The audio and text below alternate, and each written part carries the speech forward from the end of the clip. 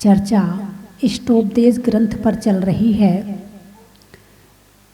इष्ट उपदेश, आत्मा को अच्छा लगने वाला उपदेश। बात परिसहों की चल रही है कि मुनिराज 22 परिसय सहन करते हैं। कितने परिसय? 22। कितने? 22।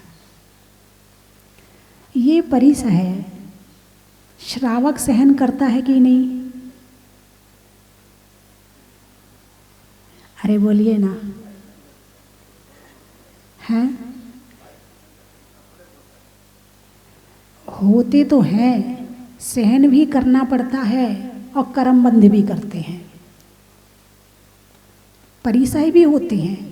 अब ऐसे लोग हैं कि नहीं संसार में जिनके पास भोजन भी नहीं होता कई बार करने के लिए? बोलिए ना, है कि नहीं है? है। सुबह खा लिया तो शाम का पता नहीं, 2 दिन खाने को नहीं मिलता है। ऐसे लोग हैं कि नहीं है? तो जो पहले परिसय का नाम है उसका नाम ही तो क्षुधा परिसय है। अब वो भोजन की भावना रखते हुए सहन कर रहा है। जिसके पास भोजन नहीं है वो खाने की भावना तो है, ध्यान देना, खाने की भावना तो है मगर भोजन नहीं है। और मुनिराज के पास में भोजन उपलब्ध हो सकता है मगर सहन कर रहे हैं समता से, शांति से। भोजन भावना के साथ नहीं, धर्म के साथ। तो सहन किया कि नहीं किया? अच्छा, दूसरे परिसय का नाम है तृषा, यानी प्यास। आप लोग प्यास सहन करते हो कि नहीं करते हो? अरे बोलिए ना। जब दुकान में ग्राहकी ज़्यादा चल रही हो, जून का महीना हो और नोट सामने फटाफट आ रहे हों और गले में प्यास लगी हो, तो बताओ क्या करोगे? सहन करोगे नहीं करोगे? करोगे ना। ठीक बात, मतलब प्यास परिसय भी तुम सहन करते हो, ठीक है? हैं? मच्छर वच्छर काटते नहीं काटते हैं? काटते हैं। अच्छा, इसका मतलब दंश मशक भी सहन करते हो। क्षुत, तृषा, दंश मशक, नाग्न्य, रति, स्त्री, निषद्या, परिसय सहन तो सारे ही करते हैं। मगर मुनिराज सहन करके समता रख के शांति के भावों से कर्म की निर्जरा करते हैं। और श्रावक सहन करके, कष्ट महसूस करके, गुस्सा करके, क्रोध करके कर्म का बंध करता है। और मुझे तो ऐसा लगता है मुनिराज के तो केवल 22 परिसय हैं, लेकिन श्रावक के 2200 परिसय हैं। मैं तो ऐसा महसूस करती हूँ। अब आपको महसूस होता है कि नहीं, वो बात अलग है। क्योंकि बहुत सी चीज़ों की कष्ट सहने की भी आदत पड़ जाती है, और आदत पड़ जाए ना तो फिर कष्ट महसूस नहीं होता है। यही बात है ना। फिर ये लगता अच्छा इसको तो हो नहीं है, चल कोई बात नहीं। ऐसे करते करते घर के अनेकों परिसय सहन करते हो। अब घर में किसी का सुबह गुस्सा करने का होता है, हैं? और वो गुस्सा करे तो इसकी तो बोलने की आदत है, चल छोड़ इसको, ध्यान ही मत दे। कहते कि नहीं कहते हो? ये कौन सा परिसय है? आक्रोश परिसय है। मुनिराज पर कोई गुस्सा करे तो वो गुस्सा नहीं करते, वो समता रखते हैं। और तुमने भी घर में रह के समता रखी। तुमने इसलिए रखी कि अभी कुछ कहेंगे तो पूरा मामला गड़बड़ हो जाएगा, वातावरण खराब हो जाएगा, तुमने इसलिए सहन किया। और मुनिराज ने इसलिए सहन किया, भाई कर्मों का उदय है, चल तू बोल ले, मेरी कर्म निर्जरा हो जाएगी। तो सहन किया कि नहीं किया आपने? हैं? सारे परिसय सहन करते हैं मगर केवल संसार के कारण से। और मुनिराज परिसय सहन करते हैं वो केवल धर्म के कारण से, कर्म निर्जरा के कारण से। उन्हीं परिसयों में एक परिसय का नाम है रोग परिसय। अभी कल तक जो है, परसों तक अलाभ परिसय की चर्चा चली थी। कौन सा परिसय? अलाभ। लाभ नहीं मिलता। कुछ ठेकेदार ठेका लेते हैं, कुछ ठेकेदार ठेका लेते हैं, पैसा मिले तो जिंदगी वरना मौत देते हैं। ऐसे लोग बंधन में नहीं, खुले रहते हैं। और कोई इनकी क्या कहे, दूध के धुले रहते हैं। इन्हें कारावास की सज़ा के बदले कार और आवास का मज़ा दिया जाता है। कारावास, कार और आवास का मज़ा दिया जाता है। और जिन्हें इनके हाथ काटकर पैर तोड़ लेने का अधिकार है, वे यानी पुलिस वाले, वे उनके हाथ जोड़कर पैर चाट लेते हैं और हाथ जुड़ाई पैर चटाई आपस में बांट लेते हैं। पर देर है अंधेर नहीं, पर देर है अंधेर नहीं। मौत आने से पहले उनकी मौत हो जाती है। ऐसे लोगों का क्या होता है? ऐसे लोग बेमौत मर जाते हैं और मौत आने के पहले ही मौत हो जाती। ये है हिंसा का फल। अलाभ, लाभ क्यों नहीं मिला? हमने दूसरे के लाभ में बाधा डाली होगी, इसलिए हमें लाभ नहीं मिला।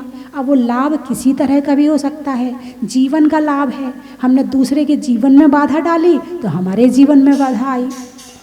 हमने दूसरे के आहार दान में बाधा डाली तो हमारे आहार दान में बाधा आई। हमने दूसरे के सुख में बाधा डाली तो हमारे सुख में बाधा आई। इसके अलाप के बाद में परिसय का नाम है रोग परिसय। कौन सा परिसय? अच्छा, पहचानते तो होगे रोग नाम के बीमारी को, पहचानते हैं? अच्छा, तो आपके पास है तो नहीं? इतनी दवाइयाँ हैं, फिर बीमारी कैसे हो सकती है? अच्छा, दवाई खाते खाते भी बीमारी आ जाती है। अच्छा, दवाई से बीमारी आ जाती है। ओहो हो, मतलब एक गोली खाओ तो एक बीमारी ठीक होती है, दूसरी बीमारी गिफ्ट मिल जाती है। क्या बात है! मतलब फिर दूसरी बीमारी की दवाई खाओ तो तीसरी बीमारी, फिर तीसरी की खाओ तो चौथी बीमारी। यानी हम दवाई बीमारी की खाते हैं या बीमार करने के लिए खाते हैं, यही नहीं पता कि हो क्या रहा है। यही हो रहा है ना। परिसय का नाम है रोग परिसय। कौन सा परिसय? रोग परिसय। मुनिराज को रोग होते हैं। किस किस को होते हैं रोग संसार में? चारों गति के जीवों को रोग होते हैं। होते कि नहीं होते? रोग किसी को भी हो सकता है। रोग क्यों होता है, पहले तो कारण बताओ। एक व्यक्ति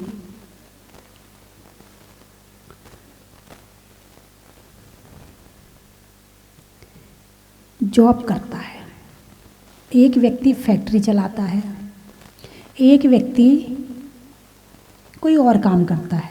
तीनों का उद्देश्य क्या है? पैसा कमाना। ठीक है? अच्छा, एक व्यक्ति बीमारी का इलाज आयुर्वेद से करवाता है, एक व्यक्ति होम्योपैथी से करवाता है, एक व्यक्ति एलोपैथी से करवाता है। तीनों का उद्देश्य क्या है? बीमारी ठीक करना। ठीक है ना? अच्छा, सुई में 3 कांटे होते हैं, एक सेकंड का, एक घंटे का, एक मिनट का। तीनों का उद्देश्य क्या है? समय बताना, टाइम बताना। उद्देश्य यही है ना। अब हमें सिर दर्द की बीमारी हुई, यहाँ 10 लोग बैठे हैं, एक को सिर की बीमारी है, एक को गर्दन की बीमारी है, एक को कमर की बीमारी है, एक को घुटने की बीमारी है, एक को पाँव में एड़ी की बीमारी है, एक को पेट की बीमारी है, एक को किडनी की बीमारी है। अब गिन लो, 10 हो गए होंगे। अच्छा, 10 बीमारी का कारण, मूल कारण क्या है? बीमारी तो अलग अलग जगह पर है, लेकिन उसका मूल कारण क्या है? बीमारी हुई क्यों? असाता वेदनी कर्म का उदय। क्या है बीमारी का मूल कारण? असाता वेदनी कर्म का उदय। अब मूल कारण तो है असाता वेदनी कर्म का उदय। अब असाता वेदनी की दवाई क्या है?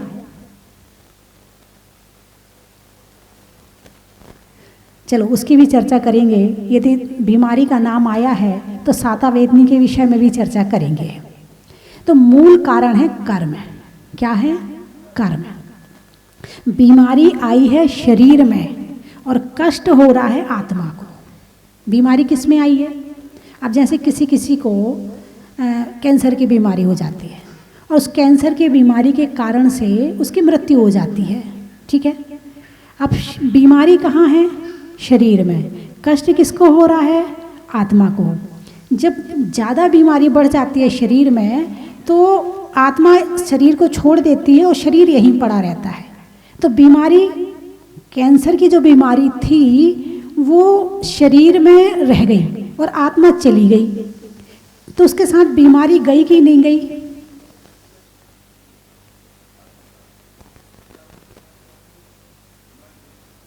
बीमारी क्यों हुई थी शरीर में?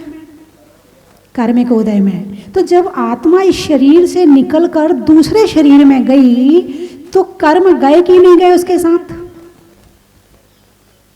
जितने शरीर में भोगने थे उतने भोग लिए और बचे हुए कर्म अब दूसरे शरीर में जाके भोगेगा। बात समझ में आई कि नहीं आई? शरीर के कारण से शरीर में बीमारी नहीं हुई है, आत्मा में लगे हुए कर्मों के कारण से शरीर में बीमारी हुई है। अब जैसे आपके मोबाइल में कोई फ़ोटो होती है, कंप्यूटर में फ़ोटो होती है, अब ये तो हो गया सॉफ्टवेयर। क्या हो गया? सॉफ्टवेयर। आप इसको फटाफट मेल करना चाहो उड़ के चला जाएगा, किसी के भी मोबाइल में भेज दो, 1 सेकंड में दौड़ जाएगा दूसरे के मोबाइल में, दूसरे के कंप्यूटर में। सॉफ्ट है, स्पीड ज़्यादा है सॉफ्ट की। अब उसी सॉफ्टवेयर का जो चित्र था उसका प्रिंट आउट निकालो, तो प्रिंट आउट जैसा सॉफ्टवेयर होगा वैसे हार्डवेयर में आएगा। ऐसा नहीं हो सकता है कि सॉफ्टवेयर का चित्र अलग हो और हार्डवेयर का चित्र अलग हो। ऐसा हो सकता है क्या? नहीं हो सकता। मतलब जो चित्र सॉफ्ट में था वही हार्ड में आएगा, वही कागज़ में आएगा। यही है ना? है। तो जो आत्मा में कर्म सॉफ्ट रूप में चिपके हुए हैं वही शरीर में हार्डवेयर के रूप में आते हैं। ये तुम्हारी भाषा में समझा रही हूँ, कंप्यूटर में काम करते हो ना, इसलिए तुम्हारी भाषा में तुम्हें जल्दी समझ में आएगा। तो जो कर्म है, कर्म के जैसे होते हैं वैसा ही शरीर मिलता है। वही कहा ना मैंने, जैसा सॉफ्ट कॉपी होगी वैसी हार्ड कॉपी आएगी। तो जैसे कर्म होंगे वैसी शरीर होगा। तुम्हारे शरीर का रंग गोरा है तो कर्म के कारण, तुम्हारा ठिगने हो तो कर्म के कारण, तुम मोटे हो तो कर्म के कारण, तुम पतले हो तो कर्म के कारण, तुम लंबे हो तो कर्म के कारण। यानी तुम्हारा गला सुरीला है तो कर्म के कारण, यदि सुरीला नहीं है तो कर्म के कारण। यदि तुम्हारे बाल लंबे हैं उसमें भी कर्म काम कर रहा है। तुम्हारे बाल काले हैं या कम काले हैं या भूरे हैं, कुछ भी तुम्हारे हाथ में नहीं है। तुम्हारे शरीर की रचना तुम्हारे हाथ में नहीं है। 4 गति होती हैं। कितनी? 4। मनुष्य गति, देव गति, नरक गति और त्र्यंच गति। ठीक है। अब इनके शरीर कौन बनाता है? चलो मनुष्य का शरीर तो कर्म ने बना दिया, अब इनका शरीर किसने बनाया? वो भी कर्म ने बनाया। नारकी का शरीर किसने बनाया? वो भी कर्म ने बनाया। पेड़ों का शरीर किसने बनाया? वो भी कर्म ने बनाया। कर्म का एक एक शरीर का एक एक पलक भी झपक रही है तो कर्म के कारण। आँखों से देख पा रहे हो तो कर्म के कारण, नहीं देख पा रहे हो तो कर्म के कारण, हृदय की धड़कन चल रही है तो कर्म के कारण, रुक रही है तो वो भी कर्म के कारण। आप देखिए 5 इंद्रियां होती हैं एक शरीर में। कितनी इंद्रिय होती है? पंचेंद्रिय वाले में 5 इंद्रियां होती हैं। आँख, नाक, कान, मुंह और जो हाथ पांव जो रचना है, उंगलियां, 10 उंगलियां, ये सारी रचना कर्म के कारण हुई ना है। अब कर्म तो 148 हैं। कितने हैं? 8 कर्म की 148 प्रकृतियां हैं। ठीक है। और एक की शक्ल दूसरे से नहीं मिलती। बड़ा चिंतन किया मैंने इस बात के लिए कि कारण क्या है। ये कर्म तो 148 ही हैं, तो सबके शरीर भी एक से होने चाहिए, लेकिन नहीं, सबके शरीर की, सबकी शक्ल अलग, सबकी उंगलियां अलग, और यहाँ तक कि नाक, ये जो अंगूठे होते, पहले अंगूठा लगवाते थे ना, हर व्यक्ति के अंगूठे की जो चीज़ यहाँ होती है, जो वो लोग पकड़ते हैं, वो सबकी अलग। विचार कीजिए, चिंतन कीजिए, कौन कर रहा है? कर्म केवल 148। और कहा भी नाना कम्मा नाना जीवा, ये कैसे संभव है? फिर एक ही बात दिमाग में आई, जैसे कि सफ़ेद रंग एक है, ठीक है, अब 10 दुकान से 25 दुकान से कपड़ा खरीद के लाओ, कौन सा वाला? सफ़ेद रंग का। सबकी दुकान से अलग अलग लेके आना। आप 25 सफ़ेद रंग के कपड़े होंगे तो 25 का सफ़ेद रंग अलग अलग होगा, होगा कि नहीं होगा? हैं?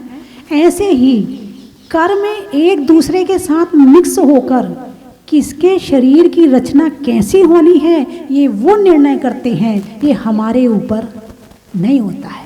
हाँ, ब्यूटी पार्लर में जाके थोड़ी घिसाई विसाई ज़रूर करवा लेते हैं, थोड़ा चमकाना वगैरह, और बाल में वो क्या करते हो? डाई। हाँ, डाई। इतना तो कर लेते हो तुम, इससे ज़्यादा तुमसे नहीं होने वाला है। वो बेचारा अस्थाई, अभी घिसवाया है ब्यूटी पार्लर में, 8 दिन बाद फिर बराबर। अभी काले बाल किए हैं, महीने बाद फिर बराबर। स्थायी नहीं है तुम्हारा काम। कर्म ऐसा करो कि स्थायी काम हो, और वो स्थायी काम होगा कर्मों के द्वारा। किसके द्वारा होगा? हम बदलना चाहते हैं हार्डवेयर को, जबकि बदलाव आएगा सॉफ्टवेयर से। और सारी दुनिया कौन से किसको बदलने लगी है? हार्डवेयर को बदलने लगी, और वो अस्थायी है। कर्म वास्तव में बड़े समझने योग्य चीज़ है। यदि दुनिया में किसी को समझना है तो कर्मों को समझो। हार्डवेयर को पकड़ने से फायदा नहीं है। हार्डवेयर के माध्यम से सॉफ्टवेयर में पहुंचो, और वहाँ क्या परिवर्तन करना है, उसमें परिवर्तन कैसे किया जाता है, वो शास्त्रों के माध्यम से देखो, जानो, समझो, तो हार्डवेयर में परिवर्तन अपने आप आ जाएगा।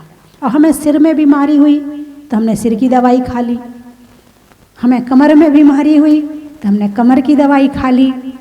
अब सिर की दवाई खाई तो क्या कभी दोबारा सिर में दर्द नहीं होगा? अरे बोलिए ना, होगा।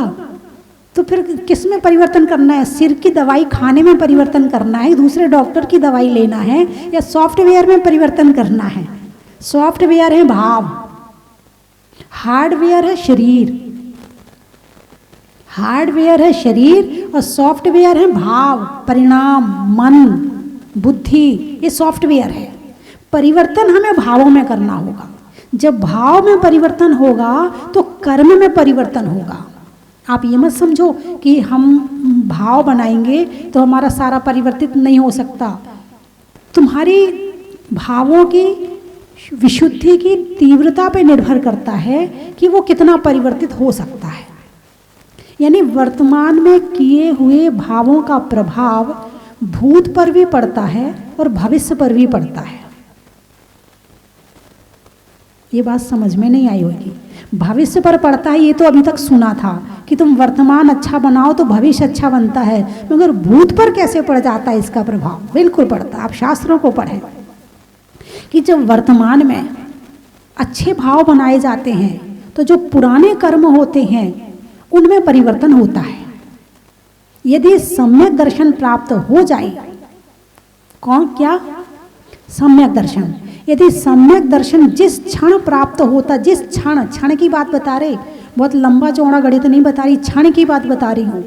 जिस क्षण सम्यक दर्शन प्राप्त होता है, जिस क्षण करण लब्धि होती है, उस क्षण 70 कोड़ा कोड़ी सागर का मोहिनी कर्म भी अंतः कोड़ा कोड़ी सागर रह जाता है। राजा श्रेणिक का उदाहरण है कि उन्होंने 7वें नरक का बंध कर लिया, कर चुके, भूत हो गया ये भी है, कर चुके यानी भूतकाल में किया। फिर वो गए भगवान महावीर के समूह शरण में, और वहाँ उन्होंने 16 कारण भावना भाई। वहाँ उन्होंने भगवान के दर्शन से छायिक सम्यक दर्शन की प्राप्ति करी। तो जो 7वें नरक का बंध था वो पहले में रह गया। तो भूत पर प्रभाव पड़ा कि नहीं पड़ा? वर्तमान का प्रभाव भूत पर पड़ा कि नहीं पड़ा?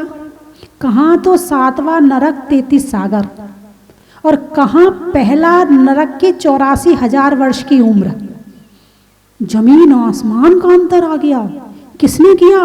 वर्तमान ने भूत को बदल दिया। इसलिए वर्तमान में यदि हम अच्छा काम करते हैं तो हमारा भूत भी अच्छा हो जाता है, यानी बुरे कर्म खत्म हो जाते हैं और भविष्य तो अच्छा बनी जाता है।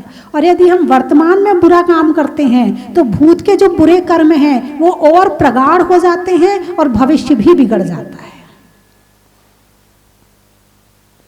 बात समझ में आई कि नहीं आई? अरे बोलिए ना, आप लोग तो मूर्ति जैसे बैठ गए। अंदर जा रही है ना? ठीक है। तो कर्म व्यवस्था बड़ी गजब की है। अब पेड़ के शरीर का निर्माण किसने किया? कर्मों ने किया कि नहीं किया? लोग कहते मैंने फसल करी है, मैंने आम का बाग लगाया है, मैंने आम लगाए हैं। तुमने आम लगाए हैं? पेड़ों पे आम तुमने लगाए हो, पेड़ों पर सेब तुमने लगाए हो, जमीन के अंदर जाके मूंगफली तुमने उगाई है। तुमने तो केवल बीज डाला है, सब्जी तुमने बनाई है, केले को छिलका तुमने पहनाया है, सेब के ऊपर जो कवर लगा हुआ है वो तुमने लगाया है। किसने लगाया है? कर्मों ने लगाया है। आप व्यवस्था देखो कितनी गजब की कर्मों की व्यवस्था। सेब के ऊपर कितना पतला कवर होता है ना। बारिश आए तो बारिश उस सेब के अंदर जा सकती है क्या? प्लास्टिक कोटेड नहीं है और वाटरप्रूफ। न केले के अंदर पानी जा सकता है, न सेब के अंदर पानी जा सकता है। अब किसकी करामात है ये? कर्मों की। हर जगह कर्म काम कर रहा है। चाहे तुम्हारे सब्जी पे छिलका तुम छील के परेशान हो, अंदर का माल सुरक्षित रखना है, प्रकृति ने पहले ही तुम्हें ठीक से करके दे दिया कि तुम्हारा माल खराब ना हो जाए। अब इस शरीर के अंदर क्या है तुम्हें नजर आ रहा है? नहीं। इस पे भी परत चढ़ा दी चमड़ी की, किसी की गोरी, किसी की काली, किसी की लाल, किसी की पीली, इस पे भी परत चढ़ा दी। अंदर का नजर ही नहीं आता है। ये सारी व्यवस्था कर्मों की है, यहाँ कोई कुछ करने वाला नहीं है। सारी व्यवस्था कर्म अपने आप कर रहे हैं, इतनी ईमानदारी से कर रहे हैं कि इससे बड़ा दुनिया में कोई दूसरा ईमानदार है ही नहीं है। ईश्वर नहीं है, कोई नहीं है दुनिया में, सब कर्म कर रहे हैं। एक घर में जो कपड़ा बन के आता है, एक कपड़ा बनाने में तुम्हें कितनी मेहनत लगती है। उस कपड़े के एक और कपड़े बनाने में जो तुम्हारे पहनने के लिए होते उसको बनाने में कितनी मेहनत लगती है। एक गुड्डा गुड़िया जो बनते उनको बनाने में कितनी मेहनत लगती है। इस शरीर को क्या बना सकता है कोई? सिस्टम देखो आप शरीर का, सारी व्यवस्था भर दी इसके अंदर में और तुम्हें कुछ पता ही नहीं है। और पता करना भी मत, तुम्हारा काम है भाव करना, आत्म ध्यान करना, तुम्हारा काम है धर्म करना। ऐसी व्यवस्था करके भेजा है कि इसमें पेट्रोल डालते रहो, डीजल डालते रहो और गाड़ी से अपनी यात्रा करते रहो।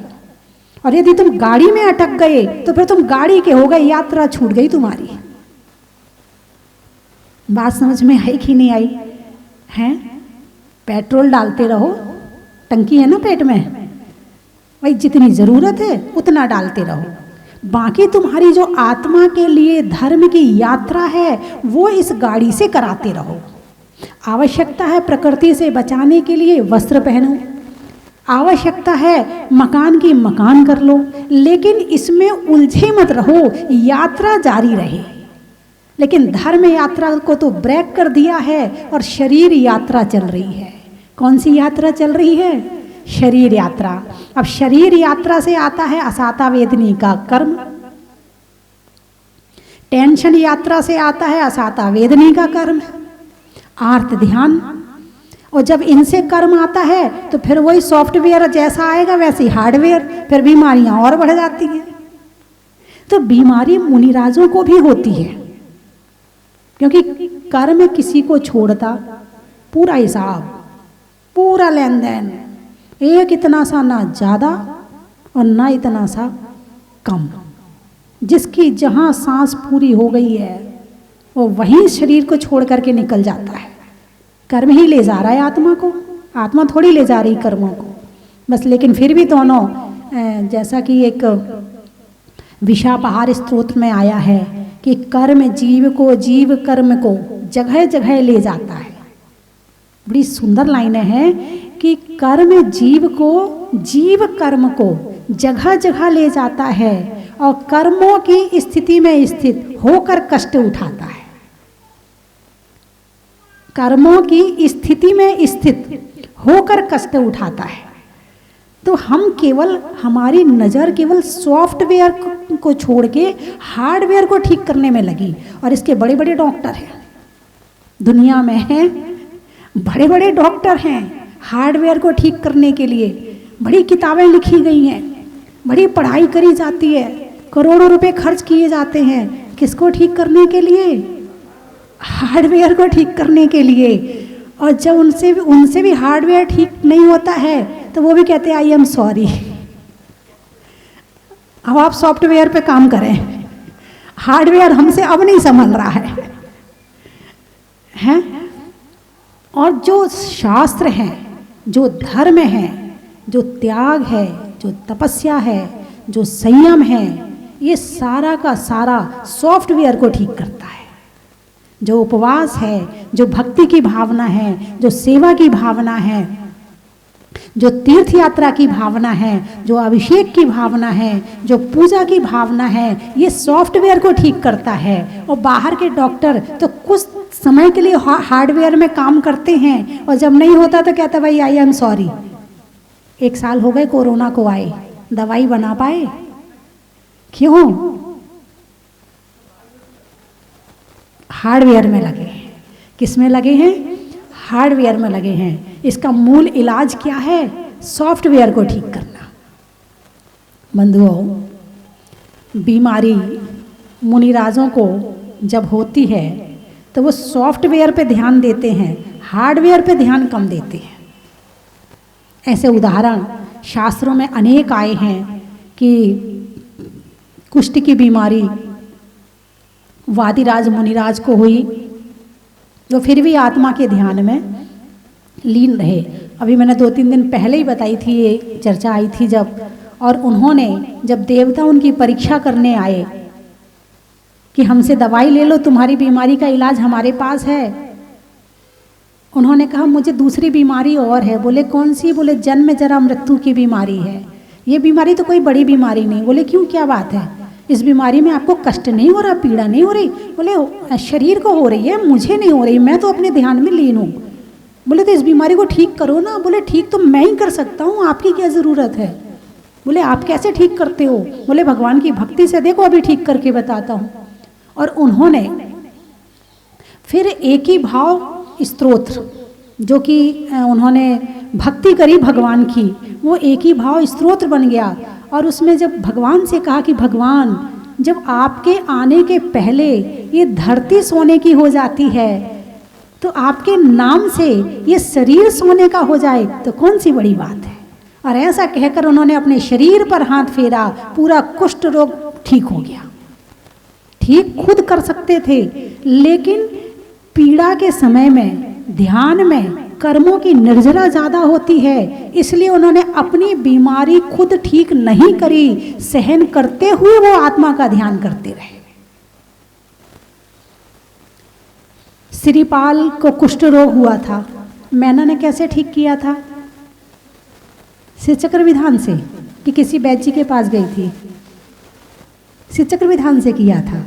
अच्छा, इसका मतलब मैना जो थी सम्यक दृष्टि थी। नहीं, मैं ये नहीं कह रही कि आप दवाई खाना छोड़ देना, नहीं तो आज से आप दवाई खाना छोड़ दो कि माता जी ने कहा है कि वही सॉफ्टवेयर से ठीक करो, उसमें टाइम लगता है, कर्मों को परिवर्तित करने में टाइम लगता है। और दूसरी बात है, असाता वेदनी कर्म के उदय में बीमारी आती है, और आप यदि दवाई खाते हैं, साता वेदनी का उदय नहीं होगा तो दवाई लगने वाली नहीं है। कर्म जब तक पूरा नहीं जाएगा तो साता वेदनी के उदय में दवाई ठीक करती है और असाता वेदनी कर्म के उदय में बीमारी आती है। तो बात बीमारी की चल रही है। आत्मा में रोग हैं, इसलिए शरीर में रोग है। आत्मा स्वस्थ हो जाए तो शरीर ही नहीं रहेगा, कर्म नहीं रहेंगे तो शरीर की जरूरत नहीं पड़ेगी। जरूरत क्या है भाई? दो द्रव्य हैं, जैसे घी में, दूध में घी है कि नहीं है? है ना। तिल में तेल है। पत्थर में सोना है। अब दोनों दूध में से घी अलग रहकर रह सकता है कि नहीं रह सकता है? अरे बोलिए ना, उसका अस्तित्व रहेगा कि नहीं रहेगा? घी का अस्तित्व ज़्यादा रहेगा, दूध का अस्तित्व तो 24 घंटा कितना रहेगा? ज़्यादा से ज़्यादा 2 दिन रख लो, हैं? लेकिन उसका यदि घी बना दिया तो उसका अस्तित्व ज़्यादा रहेगा। ऐसे ही इस शरीर में से यदि आत्मा निकल जाती है और शुद्ध होकर के निकलती है, कर्म रहित होकर के निकलती है, तो उसका अस्तित्व लंबे समय तक, अंतहीन, अनंत काल तक मोक्ष में रहेगा। और जब तक दूध में है तो दूध में जो क्रिया होनी है वो तो क्रिया होगी ना। तो इस तरह से आज चर्चा हुई कि मुनिराज रोग परिसय को सहन करते, जंगल में रहते हैं, गर्मी, सर्दी, बारिश, सब तरह के मौसम, बुखार आ जाता है, उसके बाद भी उपवास करते हैं। कई बार आहार के लिए नहीं जा पाते हैं और उपवास कर लेते हैं। तो जरूरी थोड़ी कि जंगल में कोई देखने जा रहा है श्रावक की कोई महाराज बीमार तो नहीं हो गए। तो उन्हें बड़े ध्यान के साथ और बड़े समता परिणामों के साथ में और कर्म का उदय मान करके वो सहन करते हैं। और कोई श्रावक भक्त होता है कि जब आहार में आते हैं तो वो औषध दान के रूप में करता है, औषध आहार दान के साथ में औषध दान भी करता है। पता चल जाता है कि नहीं, मुनिराज को कोई ना कोई परेशानी है और जो परेशानी है उसका वो इलाज भी करता है। ये उनका काम है, ये काम श्रावक का है कि वो इलाज करता है। लेकिन साधु अपने रोग की दवा के लिए याचना नहीं करते हैं, मांगते नहीं है, मांग करके नहीं लेते कि मुझे बीमारी हो रही है जरा दवाई लाके दे दो ना, मांगते नहीं है। ये है रोग परिसय। रोग होना अलग बात है और रोग परिसय होना अलग बात है। और आपको घर में यदि जरा सा कुछ हो जाए और डॉक्टर को दिखाने ना ले जाएं तो कितना गुस्सा आता है? सारे घर वाले बड़े स्वार्थी हैं। हाँ, काम होता तो देखो काम करवा लो बस, और जब बीमार हुए तो दिखाने तक नहीं ले जाते मुझे। गुस्सा आता नहीं आता, सहन नहीं होती है। और शरीर की बीमारी एक ऐसी बीमारी होती है कि वास्तव में कई बार सहनीय पीड़ा होती है और कई बार असहनीय पीड़ा होती है। तो बंधुओं, आज जो चर्चा हुई वो थोड़ी सी कर्मों पर हुई और थोड़ी सी बीमारी पर हुई। स्वभाव में नर्म का, जीवन में धर्म का और करने में अच्छे कर्म का, मिलने में संयोग का, दुख के वियोग का और नहीं होने में रोग का। खुश होकर बोले, बड़ा ही महत्व है।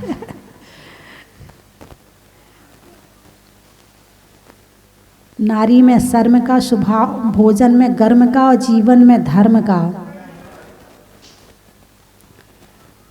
सुनने में ईयर का, छोड़ने में वियर का और बदलने में सॉफ्टवेयर का। कहाँ कहाँ से आए आप लोग? नलखेड़ा। भोजन में बड़ा का, गर्मी में घड़ा का और आने वालों में नलखेड़ा का। बस सारे मेड़ता सिटी। ट्रेन में टीटी का, घर में बेटी का और आने वालों में मेड़ता सिटी का। हाँ, सुसनेर वाले बैठे हैं, मैं सोच तो नहीं थी। जंगल में शेर का, फलों में बेर का और आने वालों में सुसनेर का। दाहोद। बच्चों के लिए माँ की गोद का, होने में बोध का और आने वालों में दाहोद का। अच्छा, अंगुली में रिंग का, अंगुली में रिंग का, जंगल में सिंह का और आने वालों में टोड़ा राय सिंह का। बांसवाड़ा। अच्छा, जनवरी में जाड़ा का, जाड़े में काढ़ा का और आने वालों में बांसवाड़ा का। गुरुओं के आशीर्वाद का, नहीं होने में विवाद का और आने वालों में अहमदाबाद का। कोटा, हाँ। महिलाओं में आटा का, फूल में कांटा का और आने वालों में कोटा का। हो गए सारे। बिजौलिया, सावन में बिया का, दिवाली में दिया का और आने वालों में बिजौलिया का। अनाज में दाने का, इनाम में पाने का और आपके मुस्कुराने का। आत्मा में एक का, मनुष्य में नेक का, करने में भगवान के अभिषेक का। बोले 24 भगवान की।